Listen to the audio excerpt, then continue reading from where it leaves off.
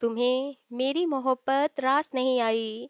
अब कुछ दिन हम दोनों दूर दूर रहेंगे। तब शायद हम दोनों को अपनी अपनी मोहब्बत का एहसास हो जाए। या कहते हुए अभिमान बेड पर आकर लेट गया था और अगली सुबह वह क्लाइंट से मिलने के लिए चला गया था। पूरा दिन तो उसका बहुत बिजी रहा था, क्योंकि काम ही इतना ज्यादा था। लेकिन जब शाम को वह होटल आया तो उसे अब दिया की याद सताने लगी थी। उसके दिमाग में रह रहकर बार बार दिया की बातें गूंज रही थीं। वह खुद से ही कहने लगा, दिया, जब तक तुम मुझसे सॉरी नहीं बोलोगी तब तक मैं तुमसे बात भी नहीं करूंगा। तुमने डिवोर्स की बात करके मुझे ना केवल हर्ट किया है, बल्कि मेरी मोहब्बत पर भी तुमने सवाल उठा दिए हैं। मैं तुमसे इतना प्यार करता हूँ, लेकिन तुम्हें मेरी मोहब्बत की जरा भी कदर नहीं है। अगर कदर होती तो तुम मेरी फीलिंग्स का इस तरह से मजाक नहीं बनाती। कितनी बार तुमने मुझसे रूडली बात की, पर मैंने तुम्हारी बातों को माइंड नहीं किया। लेकिन इस बार तुमने मेरे प्यार पर शक किया, मुझे डिवोर्स देने की बात की। इसके लिए तो मैं तुमसे कुछ दिन बात नहीं करूंगा। उधर दिया कमरे में बहुत बेचैनी से इधर उधर टहल रही थी। उसे भी अभिमान की बहुत याद आ रही थी। उसका मन कर रहा था कि वह अभी सिंगापुर चली जाए और अपने अभिमान को मना ले, या फिर उसे कॉल करे और उससे सॉरी कह दे। उसने कॉल करने के लिए तो फोन भी उठा लिया था, पर अगले ही पल उसे अभिमान की तंज भरी बातें याद आईं। तो उसने गुस्से से फोन रख दिया और कहने लगी, तुम्हें क्या लगता है कि मैं तुम्हारे बिना मर जाऊंगी? तो ऐसा कुछ भी नहीं है। मैं तुम्हारे बिना जी कर दिखाऊंगी। मैं तो तुमसे सॉरी बोलने जा रही थी, पर तुम ही मुझे छोड़कर गए हो। इसलिए तुम्हारी गलती है, और तुम्हारी गलती के लिए मैं सॉरी क्यों बोलूं? इतना कहते हुए उसने टीवी ऑन किया और मुस्कुराते हुए खुद से ही कहने लगी, देखो अभिमान, मैं तुम्हारे बिना कितनी खुश हूँ। आज मैं एक बहुत अच्छी कॉमेडी मूवी देखूंगी और तुम्हारे बिना भी मैं बहुत एंजॉय करूंगी। इतना कहते हुए उसने टीवी पर एक कॉमेडी मूवी लगा दी थी। लेकिन जब उसने महसूस किया कि उसे तो मूवी में कोई इंटरेस्ट ही नहीं आ रहा है, रह रहकर उसे बस अभिमान की ही याद आ रही है, तो वह पढ़ने बैठ गई, क्योंकि वह अच्छी तरह से जानती थी कि उसकी बुक्स ही उसकी सबसे बड़ी दोस्त हैं। क्योंकि जब भी वह अपनी बुक्स के बीच में होती है, तो वह सब कुछ भूल जाती है। पर इस बार अभिमान को भुलाने में उसकी बुक्स ने भी उसकी कोई मदद नहीं की थी। वह पढ़ने तो बैठी, लेकिन ज्यादा देर तक पढ़ नहीं पाई। अभिमान को याद करते करते रात के 3 बज गए थे और उसे पता ही ना चला। अब तो यार रोज की ही बात हो गई थी। दिया जब भी पढ़ने बैठती तो उसे अभिमान की याद आने लगती और फिर वह कुछ पढ़ भी नहीं पाती। उधर अभिमान चाहे जितनी भी कोशिश कर ले, वह दिया को एक पल के लिए भी नहीं भूल पाता है। चाहे वह बिजनेस में जितना भी दिल लगा ले या फिर मनोरंजन में, लेकिन एक पल के लिए भी उसके दिलो दिमाग से दिया की यादें नहीं जाती थीं। धीरे धीरे 4 दिन हो गए थे और इन 4 दिनों में अभिमान और दिया ने एक दूसरे से बात तक नहीं की थी। अभिमान ने दिया का नंबर फिर से अपने फोन में फीड कर लिया था, जिससे उसे दिया का स्टेटस और डीपी दिखने लगी थी। दिया अभिमान को दिखाने के लिए रोज एक स्माइली वाली डीपी लगाती और स्टेटस भी ऐसे ऐसे लगाती, जिसे देखने के बाद यही लगता था कि प्यार मोहब्बत सब बेकार की बातें हैं। प्यार से लोगों का बहुत जल्दी मन भर जाता है, और जब अभिमान उसका स्टेटस सीन कर लेता तो वह फौरन उस स्टेटस को हटाकर दूसरा स्टेटस लगा लेती। दिन में वह एक नहीं कई कई बार अपना स्टेटस बदल रही थी, और अभिमान जब भी उसका स्टेटस देखता तो जल भुनकर राख हो जाता और खुद से ही कहता, देखा, अभिमान रघुवंशी ज्यादा प्यार करने का यही नतीजा होता है। ये लड़कियां होती ही ऐसी हैं, इन्हें कम प्यार करो तो यह ताना मारती हैं, कि तुम मुझसे प्यार नहीं करते, और अगर इन्हें थोड़ा-सा ज़्यादा प्यार कर लो, तो यह सर पर तांडव भी करने लगती हैं।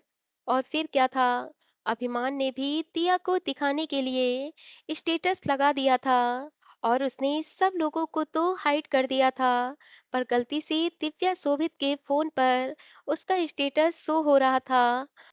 उसने स्टेटस में लिखा था कि कभी-कभी लाइफ में कुछ लोग हमसे ऐसे टकरा जाते हैं कि जिनके टकराने का दर्द पूरी लाइफ सहन करना पड़ता है।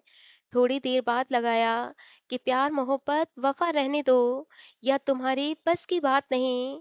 अब हम दिल कहीं और लगा लेंगे, पर अब तुम्हें मेरी यादों में भी आने की जरूरत नहीं है।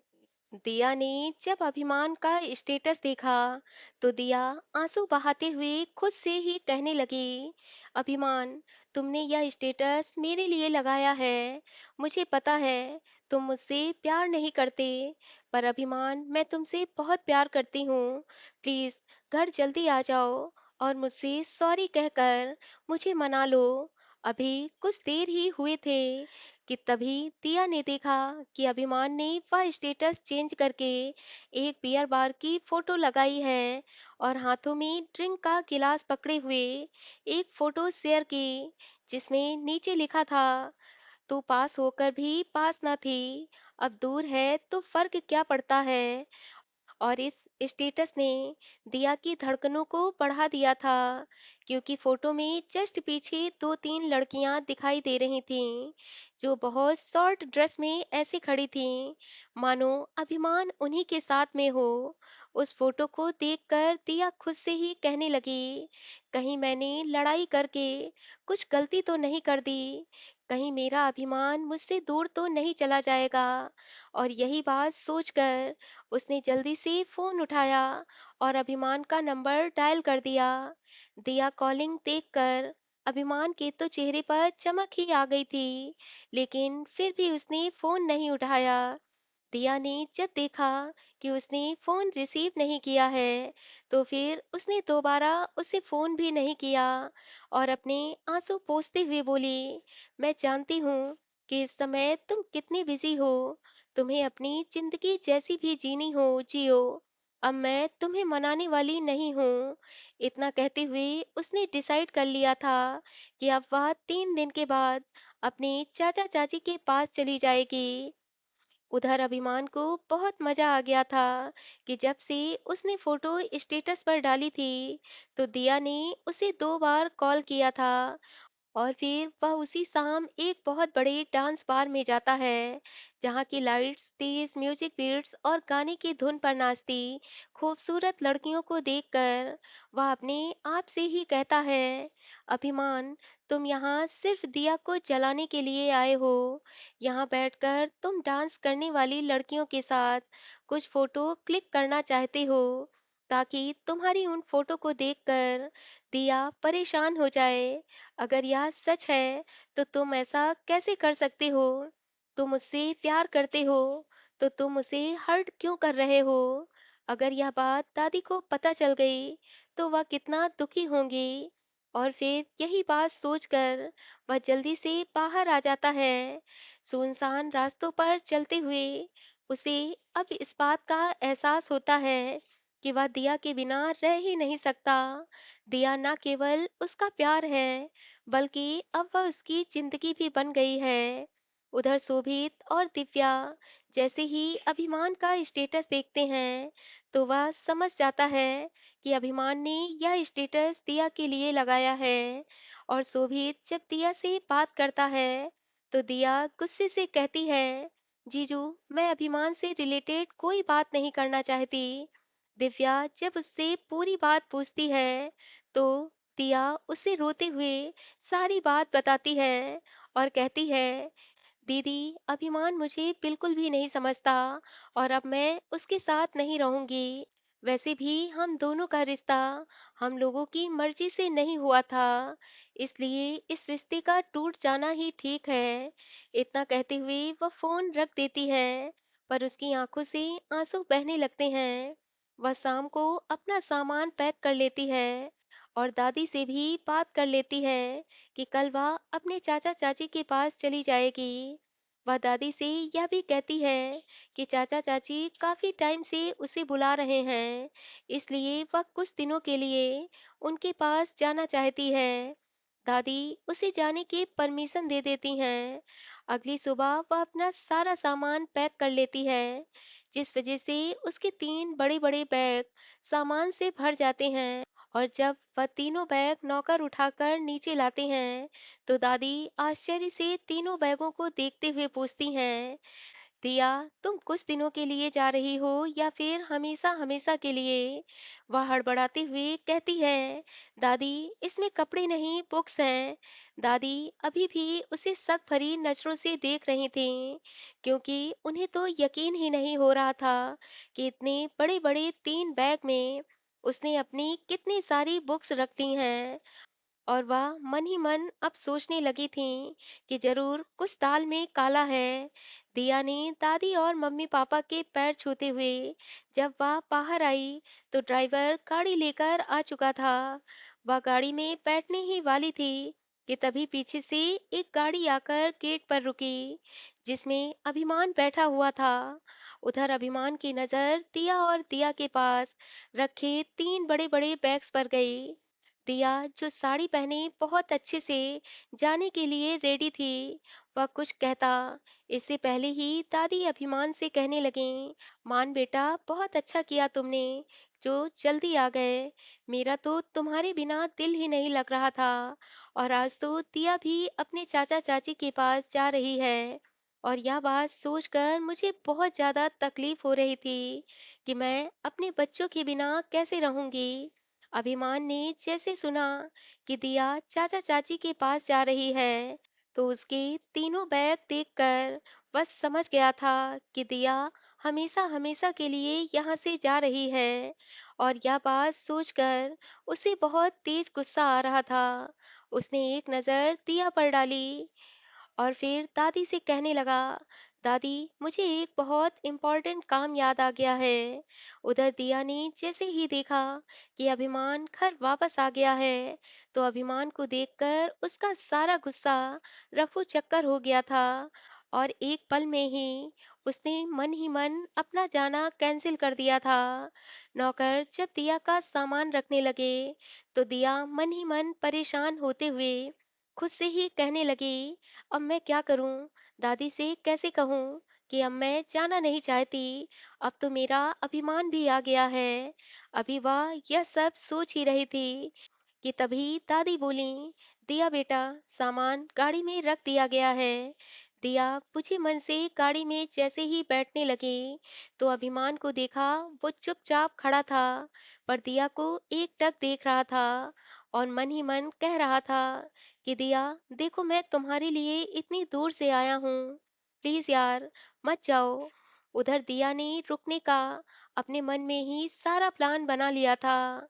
उसने फोन देखने का नाटक किया और मैसेज पढ़ते हुए कहने लगी, दादी, अब मैं नहीं जा सकती, क्योंकि कल से मेरी पूरी 6 घंटे की क्लासेस हैं और चाचा के घर से कोचिंग सेंटर दूर पड़ता है, इसलिए मैं इतनी सुबह कोचिंग सेंटर नहीं पहुंच पाऊंगी।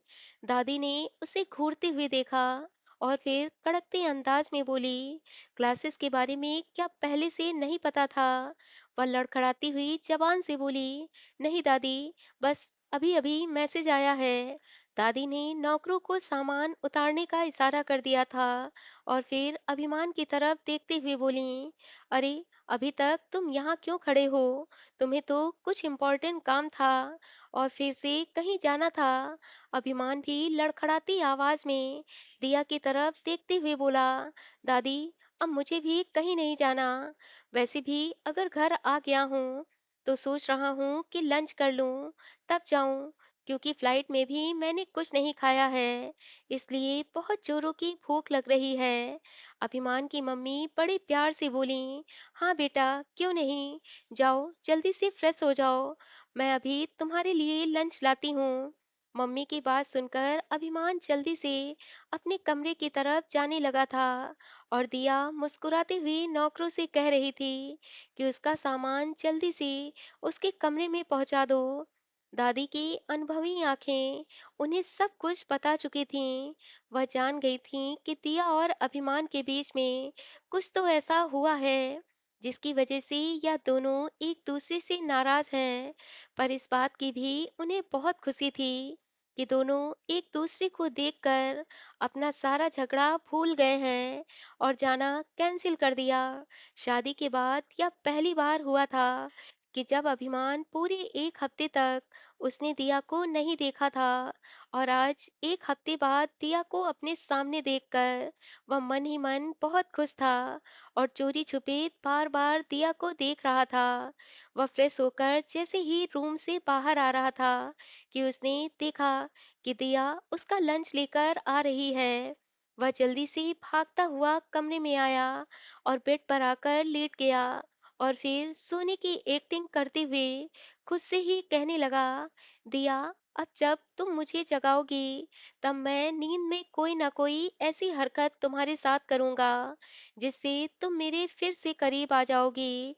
उधर दिया अभिमान को दरवाजे पर पहले ही देख चुकी थी, इसलिए जब वह कमरे में आई तो अभिमान को सोते हुए देखकर वह समझ गई कि अभिमान सोने का नाटक कर रहा है।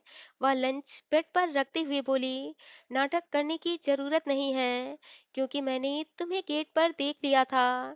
दिया की बात का जवाब देते हुए वो भी कड़क अंदाज में बोला, मैं कोई सो थोड़ो ना रहा हूँ, मैं बस आंखें बंद करके आराम कर रहा हूँ और वैसे भी तुम्हें मेरे लिए लंच लाने की जरूरत नहीं है। हाँ, मुझे भी कोई शौक नहीं था, वो तो दादी ने कहा कि ले जाओ तो मैं लेकर आ गई। तुम्हें अगर नहीं खाना है तो बता दो, मैं खुद ही खा लेती हूँ। इतना कहते हुए उसने जैसे ही खाना शुरू किया तो अभिमान उसके हाथ से चम्मच छीनते हुए बोला, यह मेरा लंच है और मेरी दादी ने भिजवाया है, इसलिए लंच तो मैं ही करूंगा। इतना कहते हुए वह लंच करने लगा था और दिया मन ही मन मुस्कुराते हुए कह रही थी, अकड़ू कहीं के। अभिमान मन ही मन दिया को देखते हुए कह रहा था, पूरे एक हफ्ते बाद आया हूँ, या नहीं कि मुझे प्यार से गले लगा लें और अपनी गलती के लिए माफी भी मांग लें। दोनों ही एक दूसरे के लिए बहुत बेकरार थे, पर अपने अपने ईगो के कारण वह दोनों अभी भी एक दूसरे से बात नहीं कर रहे थे। पूरा दिन ऐसे ही निकल गया था और जब रात हुई तो दिया बैग से अपना सामान निकालकर वार्डरोब में लगा रही थी तो अभिमान बेड पर लेटे लेटे टीवी देख रहा था। जब उसने दिया को अपने कपड़े लगाते हुए देखा तो दिया की हंसी उड़ाते हुए बोला, अरे, अभी क्यों बैग खाली कर रही हो, क्या पता कल जाना पड़ जाए। दिया ने उसे घूरते हुए देखा और फिर अपनी कमर पर हाथ रखते हुए बोली, तुम तो यही चाहते हो कि मैं इस घर से निकल जाऊं और तुम मेरी जगह किसी और को लेकर आओ। अभिमान जैसे ही कुछ कहने चला तो दिया फिर कहने लगी, पर मैं इतनी आसानी से इस घर को छोड़कर नहीं जाऊंगी और मैं तो इसीलिए रुकी भी हूँ क्योंकि मुझे भी देखना है कि तुम मेरे रहते किसी और को मेरे बेडरूम में कैसे लेकर आते हो। अभिमान तंज कसते हुए बोला, इसे तुम बेडरूम कहती हो, इसे तो तुमने लड़ाई का अखाड़ा बना दिया है। बेडरूम तो वो होता है जहाँ प्यार भरी बातें होती हैं। दिया उसकी बात पर छल्लाते हुए बोली, अखाड़ा मैंने नहीं तुमने बनाया है और वैसे भी मुझे तुम्हारे साथ कोई प्यार भरी बातें नहीं करनी। इतना कहते हुए जैसे ही वो जाने लगी तो अभिमान गुस्से से उसका हाथ पकड़ते हुए बोला, तो मैं कौन सा तुमसे प्यार भरी बातें करने के लिए मरा जा रहा हूँ और वैसे भी अब मुझे तुम में कोई इंटरेस्ट नहीं रहा। उसकी बातें सुनकर दिया भी गुस्से में बोली, मुझे भी अब तुम्हारे साथ रोमांस में ना पहले मजा आता था और ना अब कभी आएगा। हाँ, वो इसलिए तुमको मजा नहीं आता था क्योंकि तुम्हारे तो दिलो दिमाग पर कोई और ही छाया हुआ था, इसीलिए तो तुम्हें अपने हस्बैंड में कोई इंटरेस्ट नहीं था। अभिमान का इतना कहना था कि दिया उसके बहुत करीब जाते हुए बोली, हाँ इंटरेस्ट था, अब चलो तुम, जितना भी जलना है चलो। इतना कहते हुए जैसे ही वह आगे बढ़ी तो अभिमान ने उसे कसकर अपनी तरफ खींचा। तो वह सीधे अभिमान के सीने से जा लगी। अभिमान जो कुछ देर पहले बेड पर बिना शर्ट के लेटा था, और जब दिया उसके सीने से टकराई, तो दिया को अपने अंदर कुछ हलचल सी महसूस होने लगी। उसने खुद को बहुत मुश्किल से संभाला और फिर अटकते हुए बोली, छोड़ो मुझे। नहीं छोड़ूंगा। इतना कहते हुए उसने उसे गोद में उठाया और बेड पर लिटा दिया, और धीरे धीरे उसकी तरफ झुकते हुए बोला, आइंदा से कभी अगर तुमने मेरे सिवा किसी और के बारे में सोचा तो मैं तुम्हें। इतना कहकर वह जैसे ही उसके ऊपर से उठने लगा, तो दिया ने उसका हाथ पकड़कर उसे रोक लिया, और फिर उसके गले में बाहें डालते हुए दिया के अचानक इस बदले हुए रूप को देखकर अभिमान मन ही मन बहुत खुश था। लेकिन फिर भी वह झूठी नाराजगी दिखाते हुए बोला, ऐसा तुम क्यों कर रही हो? तुम तो मुझे डिवोर्स देने वाली थी। दिया हल्का सा मुस्कुराते हुए कहती है, डिवोर्स दें तुम्हें मेरे दुश्मन, मैं तो अपनी पिया की दीवानी हूँ और अपने पिया से बहुत मोहब्बत करती हूँ। तुम्हारी याददाश्त चली गई है क्या, जो तुम्हें मुझ पर फिर से प्यार आने लगा है? दिया उसे प्यार भरी नजरों से देखते हुए बोली, अभिमान, प्लीज अब खत्म करो इस लड़ाई को। एक हफ्ते से तुमसे दूर हूँ, और तुम्हें क्या पता कि मैं तुम्हारे लिए कितना तड़प रही हूँ। अब प्लीज यार, मुझसे दूर मत जाओ। मैंने महसूस किया है कि तुम बिन मैं बिल्कुल अधूरी हूँ। तुम हो तो दिया है, वरना तुम्हारे बिना दिया कुछ भी नहीं। और फिर इतना कहते हुए जब उसकी आंखें जब नम होने लगीं, तो अभिमान उसकी आंखों में देखते हुए बोला, अगर मेरे बिना रहना मुश्किल है, तो फिर यह झूठा गुस्सा मुझे क्यों दिखाती हो? क्यों उस रोज तुमने मुझे वो सब कह दिया था? तुम्हें पता है कि मुझे कितना हर्ट हुआ था? आई नो अभिमान, मुझे अपनी गलती का एहसास है। I am so sorry. बस इसीलिए मैं उस दिन तुमसे सॉरी भी बोलना चाहती थी, पर तुम मेरी बात सुने बिना ही सिंगापुर चले गए थे। इतना कहते हुए जब वह अभिमान के गले लगी, तो अभिमान सारा गुस्सा सारी शिकायतें भूल गया, और अगर कुछ याद रह गया तो वो थी सिर्फ और सिर्फ उसकी दिया।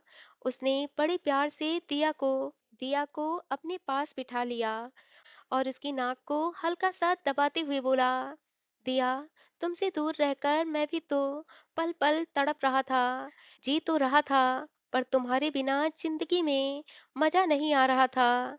वैसे सॉरी, तो मुझे भी तुमसे बोलना चाहिए, क्योंकि मुझे भी समझना चाहिए था कि अगर तुम अपने सपने को पूरा करने के लिए मुझसे कुछ समय मांगती हो, तो मुझे तुम्हें वो समय देना चाहिए।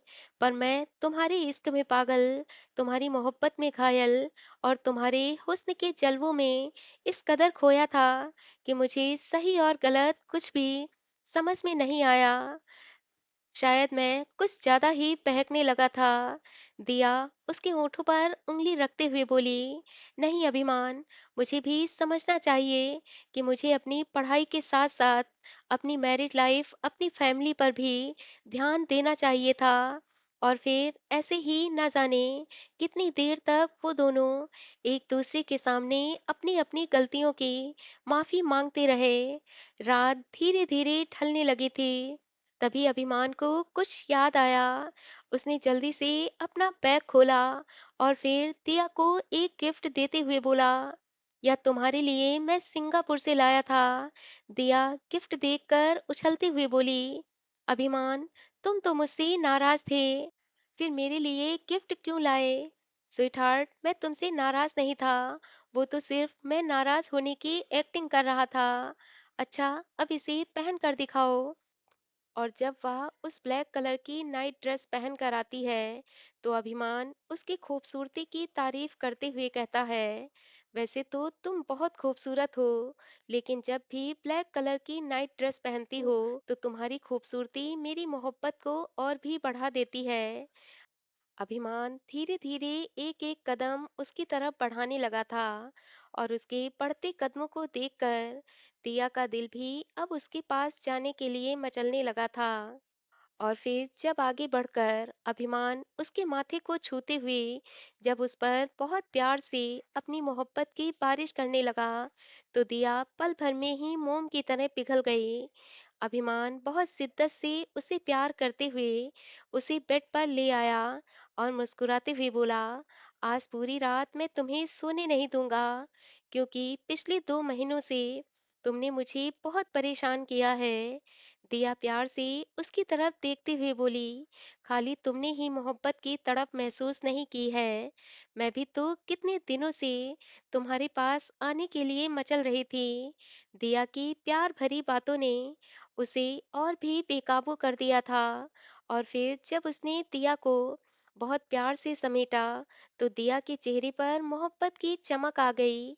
और फिर देखते ही देखते अभिमान की मोहब्बत दिया पर इस तरह से बरसने लगी कि दिया का चेहरा शर्म से लाल हो गया। वो बोली, अभिमान ऐसे मोहब्बत करोगे तो सच में मैं, वह इतना ही बोली थी कि अभिमान उसे बहुत प्यार से गले लगाते हुए बोला, अभी तो बस यह शुरुआत है। अभी तो मैं तुम्हें प्यार की उन गलियों में ले चलूंगा जहां सिर्फ और सिर्फ तुम्हें मेरे सिवा कोई और नहीं देखेगा। दिया उसकी प्यार भरी बातों पर मुस्कुरा रही थी और अभिमान उस पर अपनी मोहब्बत लुटा रहा था। पूरी रात प्यार भरी बातें करने के बाद अभिमान उसे अपनी बाहों में लेकर सो रहा था। और जब दिया ने अपनी आंखें खोलीं, तो अभिमान का हाथ चूमते हुए बोली, अभिमान, मैं प्रॉमिस करती हूँ कि आज के बाद मैं कभी भी तुमसे लड़ाई नहीं करूंगी।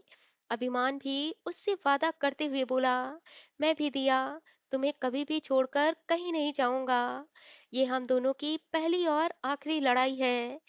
आज के बाद हम दोनों कभी नहीं लड़ेंगे। तुम मेरी जान हो और अपनी जान को मैं कभी भी हर्ट नहीं करूंगा।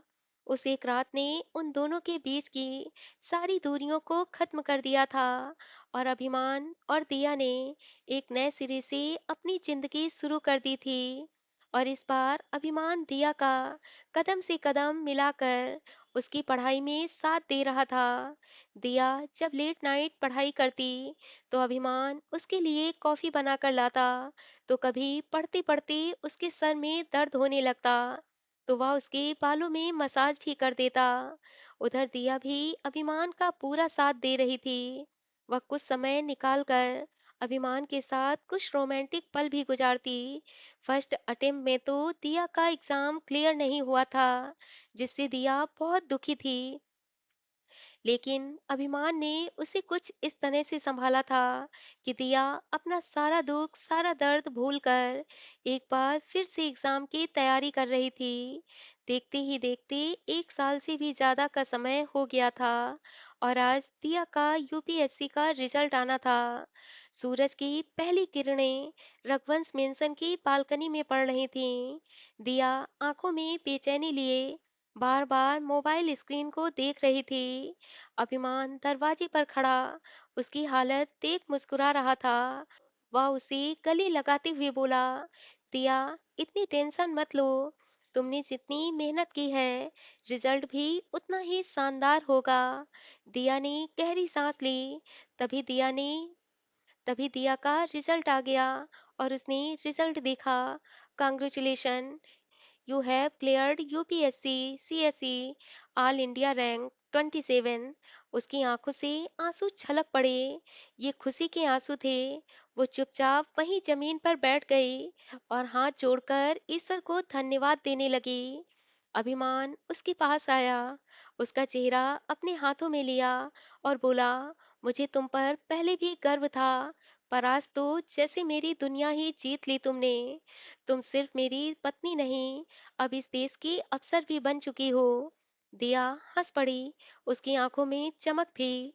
वह चहकते हुए बोली, अभिमान, अब मैं Diya Raghuvanshi IAS sub divisional magistrate SDM कहलाऊंगी।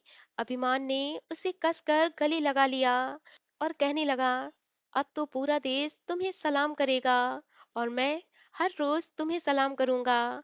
दादी, मम्मी, पापा सभी लोग उसकी सफलता पर बहुत खुश थे। वह अभिमान का हाथ पकड़ते हुए बोली, थैंक यू अभिमान, इस बार अगर मैंने एग्जाम क्लियर किया है तो वह सिर्फ तुम्हारी वजह से, क्योंकि तुमने मुझे सपोर्ट भी किया और मेरा ख्याल भी रखा। मैं बहुत लकी हूँ जो मुझे तुम्हारे जैसा लाइफ पार्टनर मिला है। इतना कहते हुए उसने अभिमान के पांव छू लिए थे।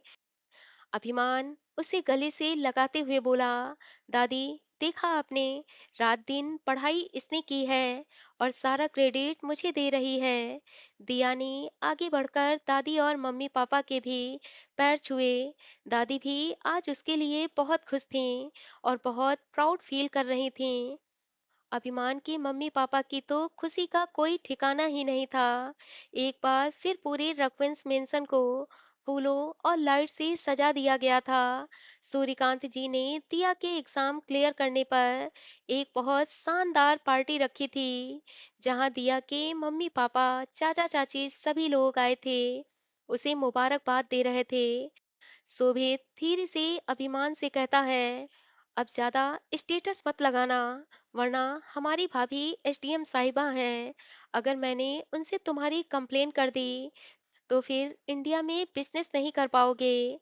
तो अभिमान भी उसकी बातों का हंसते हुए जवाब देता है, और मेरी भी बीवी एसडीएम साहिबा है, इसलिए मुझसे जरा दोस्ती बनाकर रखना, वरना डॉक्टर साहब आप भी इंडिया में अपनी डॉक्टरी नहीं कर पाओगे। और फिर दोनों एक दूसरे की बातों पर खूब हंसते हैं। दिया का सपना पूरा हो गया था और अभिमान को उसका प्यार मिल गया था। देखते ही देखते 4 साल बीत गए थे। अभिमान और दिया ने अपने अपने क्षेत्र में बहुत कामयाबी हासिल की थी।